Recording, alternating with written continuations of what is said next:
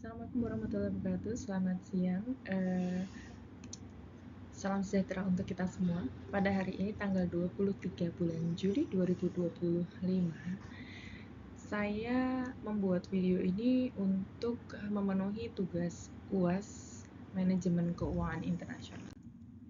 Sebelumnya perkenalkan, nama saya Rosi Pertiwi dengan NIM 2402010200496.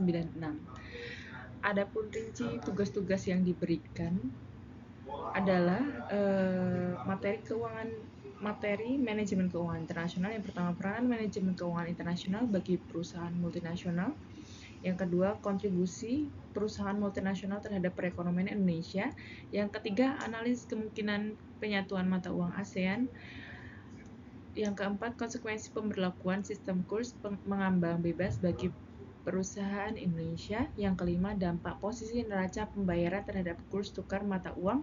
Dan yang keenam, penerapan metode translasi dalam penyusunan laporan keuangan multinational company.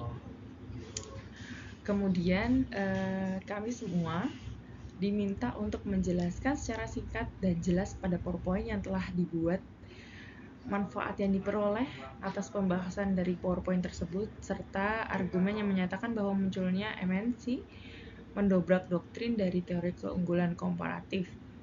Jelaskan proses ekspansi bisnis ke mancanegara yang umumnya dialami oleh perusahaan-perusahaan global, serta pada sistem mata uang mengambang terkendali, dapatkah kurs berfluktuasi tinggi? Dan yang terakhir, alasan-alasan manajer keuangan suatu perusahaan dan investor berkepentingan dengan neraca pembayaran suatu negara. Di sini dari poin-poin tersebut akan saya tuangkan mungkin sekitar 10-20 menit sesuai dengan waktu yang diberikan oleh pengajar. Bismillahirrahmanirrahim. Yang pertama, pengertian perusahaan multinasional atau MNC. Kemudian nanti kita sebut sebagai MNC ya, multinational company. Perusahaan multinasional adalah perusahaan yang beroperasi di lebih dari satu negara. Biasanya memiliki kantor pusat di negara asal dan anak perusahaan di negara lain, seperti Toyota, Unilever, serta Samsung. Untuk Toyota ini, perusahaan induk berada di Jepang dan memiliki anak perusahaan di Indonesia. Samsung maupun Hyundai dengan induk perusahaan di Korea Selatan dan anak perusahaan berada di Indonesia. Peranan manajemen keuangan internasional bagi MNC yaitu manajemen keuangan internasional adalah jantung keuangan MNC yang membantu perusahaan bertahan, tumbuh, dan bersaing secara global dengan mengelola resiko dan memaksimalkan efisiensi keuangan. Yang pertama, peranannya pengambilan keputusan investasi internasional. Yang kedua, memaksimalkan keuntungan global dan efisiensi modal. Yang ketiga, mengatur strategi pembiayaan lintas negara. Yang keempat, menentukan struktur modal yang optimal di berbagai negara. Yang kelima, mengelola resiko nilai tukar dan suku bunga atau currency risk management. Karena ini dilakukan karena bertransaksi dalam berbagai macam mata uang. Yang keenam, perencanaan pajak internasional dan manajemen resiko politik dan ekonomi. Yang kedua, kontribusi perusahaan multinasional terhadap perekonomian Indonesia. Adapun kontribusi perusahaan multinational company ini terhadap perekonomian di Indonesia itu sungguh sangat banyak ya, terlepas dari penyerapan tenaga kerja. Yang pertama, meningkatkan investasi asing langsung atau FDI dan menciptakan lapangan kerja. Yang kedua, transfer teknologi dan pengetahuan manajerial. Jadi sebenarnya di perusahaan multinational company ini mereka sudah memiliki struktur yang bagus, sistem yang bagus, serta teknologi yang dianggap lebih mumpuni daripada di Indonesia, sehingga bisa disebut juga transfer teknologi dan pengetahuan manajerial agar bisa mencontoh sesuatu yang sudah bagus dari negara tersebut. Yang ketiga, sumber penerimaan pajak dan devisa. Keempat, menciptakan daya saing untuk mendorong inovasi dan efisiensi lokal. Jadi adanya multinational company ini, dia bisa menciptakan daya saing karena Indonesia bisa mencontoh Cina untuk menggunakan ATM, amati tiru modifikasi. Andaikan orang Indonesia itu bisa berpikir dan mungkin diberikan kesempatan seperti itu, jadi akan memunculkan inovasi dan juga efisiensi di domestik Indonesia itu sendiri. Yang ketiga, analis kemungkinan penyatuan mata uang ASEAN.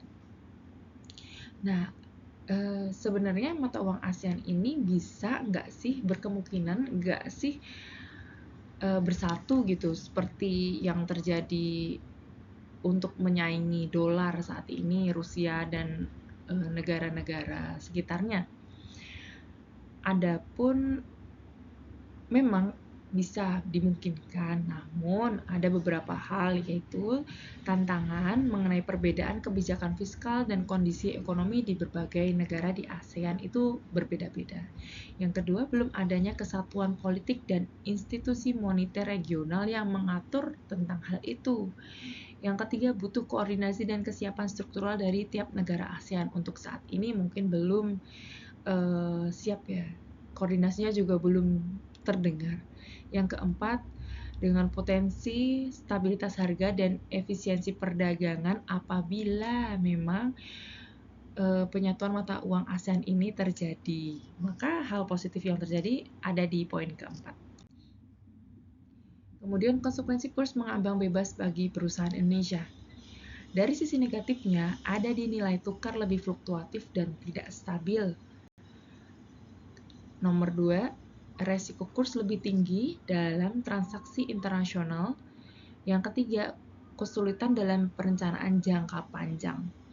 Karena kurs mengambang itu dia fluktuatif dan cenderung lebih tinggi.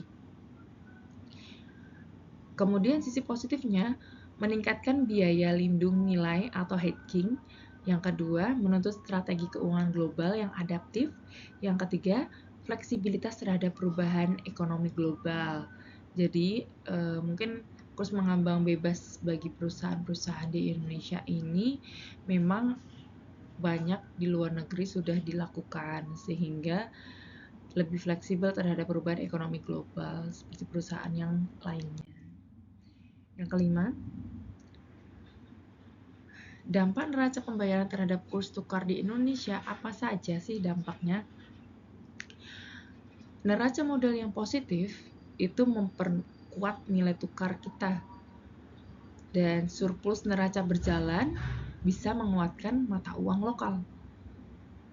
Neraca modal yang positif memperkuat nilai tukar, dan apabila surplus menguatkan mata uang lokal, rupiah. Namun apabila defisit neraca transaksi berjalan, maka dapat melemahkan kurs atau nilai tukar. Dan terhadap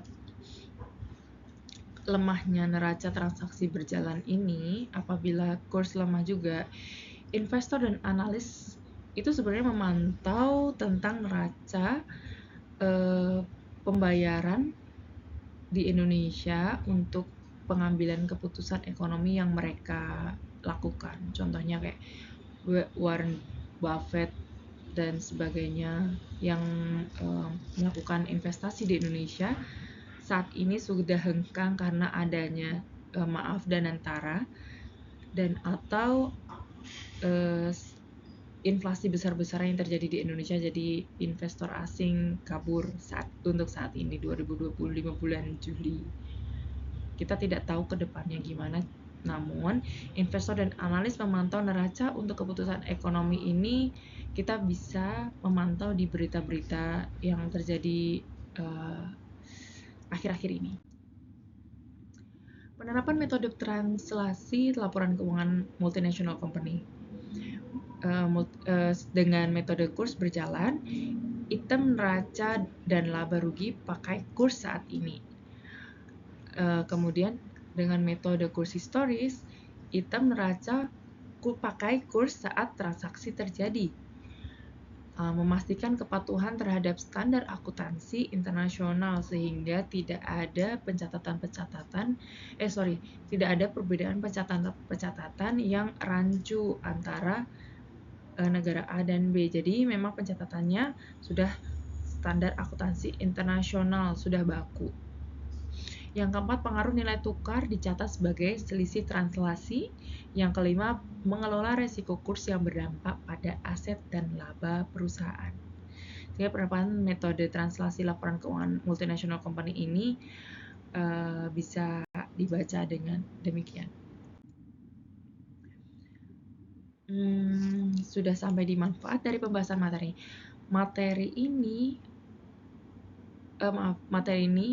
Materi slide PPT ini dibuat. Adapun manfaatnya adalah untuk memahami bagaimana menghadapi tantangan dan peluang dalam pengelolaan keuangan global, kemudian meningkatkan kemampuan analis terhadap risiko internasional. Yang ketiga, menambah wawasan tentang peran multinational company dalam ekonomi global. Yang keempat, mengetahui pentingnya kurs neraca pembayaran bagi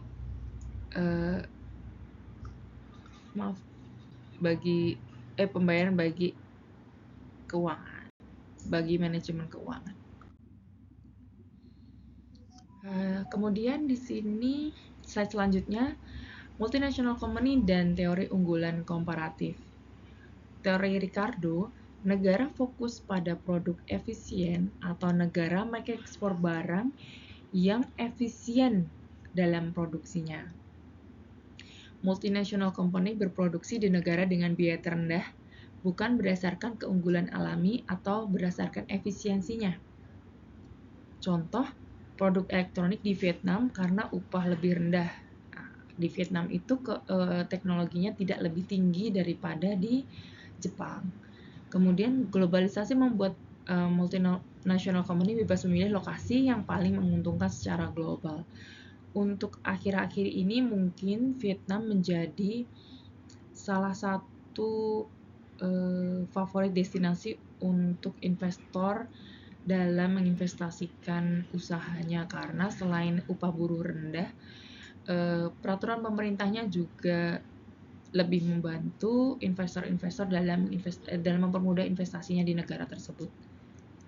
Sehingga banyak sekali perusahaan di Indonesia yang memindahkan lokasi usahanya saat ini ke Vietnam. Bagaimana sih proses ekspansi bisnis global itu berlangsung? Ini tahapannya. Yang pertama ekspor barang dan jasa ke negara lain. Nah, tahapannya eksplorasi pasar internasional harus bisa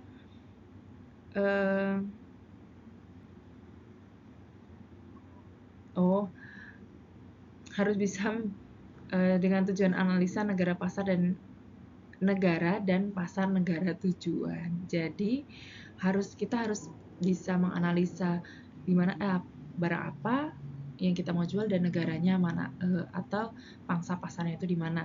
Yang kedua, lisensi atau franchise terhadap mitra lokal. Yang ini disebut ekspor secara tidak langsung. Yang ketiga, joint venture dengan perusahaan lokal. Yang keempat, akuisisi atau investasi langsung atau foreign direct investment, mendirikan anak perusahaan atau pabrik. Itu banyak dilakukan di Indonesia, di Cikarang, di Semarang, dan di Gerobokan. Yang kelima, menjadi perusahaan multinasional. Nomor 4 itu foreign direct investment itu banyak terjadi di banyak negara, hanya saja untuk di Indonesia mungkin lebih ke daerah-daerah yang saya sebutkan tadi. Nomor 5, menjadi perusahaan multinasional dengan operasi global.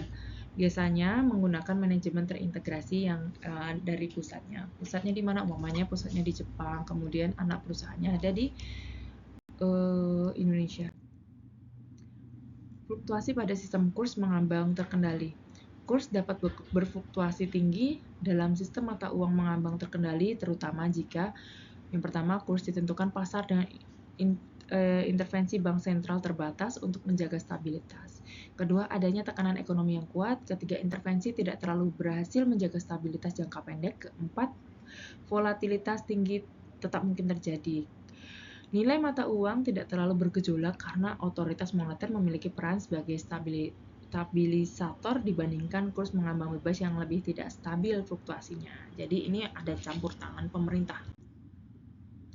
Pentingnya neraca pembayaran. Apa sih pentingnya neraca pembayaran itu? Yang pertama, menunjukkan kesehatan ekonomi suatu negara, mempengaruhi ekspektasi nilai tukar dan kebijakan moneter, dasar pertimbangan investasi asing dan keputusan manajerial. Keempat, indikator stabilitas dan resiko ekonomi makro.